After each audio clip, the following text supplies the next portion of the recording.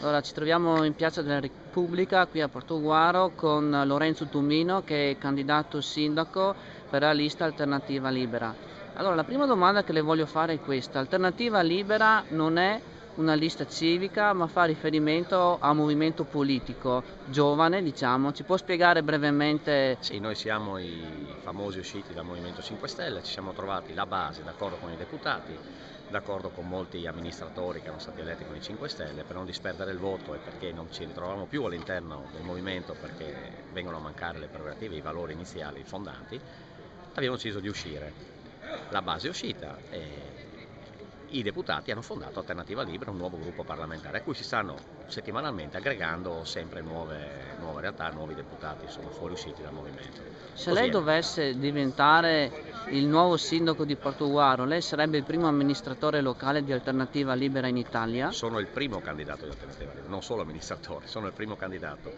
Dopo che io mi sono candidato siamo riusciti a costruire un'altra lista anche a Cividale del Friuli, quindi siamo in due. Io Ah, comunque sono l'Alternativa Libera sostanzialmente è nata come valore fondante da Portogruaro e da Roma, cioè due specificità si sono parlate e in tutta Italia è cominciato a nascere la cosa. che lei Insomma. qua fa riferimento al parlamentare Walter Faccio Rizzetto? riferimento a 3 parlamentari, Walter Rizzetto, che è residente in Friuli attualmente, però è nativo di Tagliovento, è stato qua fino a 25 anni. Ha fatto anche le scuole superiori, mi pare, qui a Esatto, Aris Portogruaro. Prodani di Trieste, un altro ragazzo veramente in gamba ed è l'unico deputato che si occupa di turismo in Parlamento, attenzione, e, e Turco Tancredi.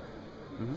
Eh, una domanda, visto che ci troviamo qui in centro storico, oggi è domenica, se faccio un'inquadratura qui di Corso Martiri della Libertà, di domenica qui a Portogruaro c'è la ZTL, non si fanno entrare le vetture.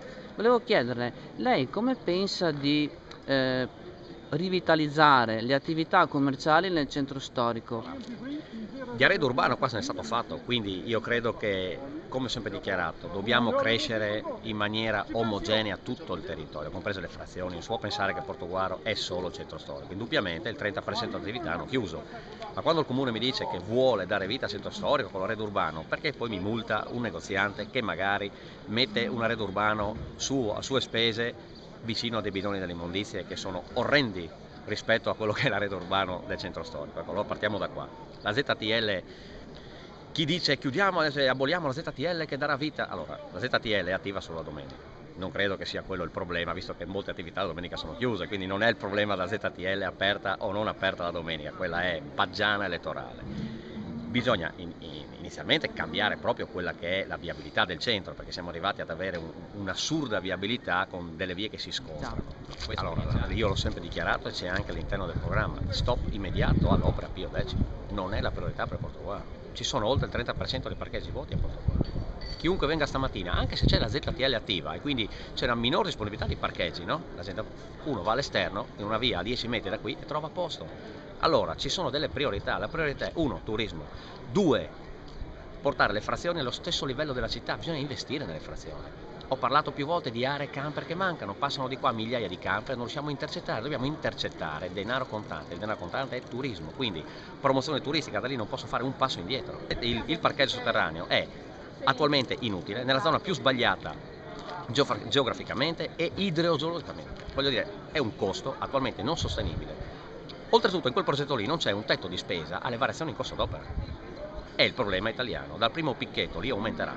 Con 4 milioni e 2 previsti, lì non fanno né lo scavo né lo scheletro, quindi per noi no parcheggio sotterraneo. Ok.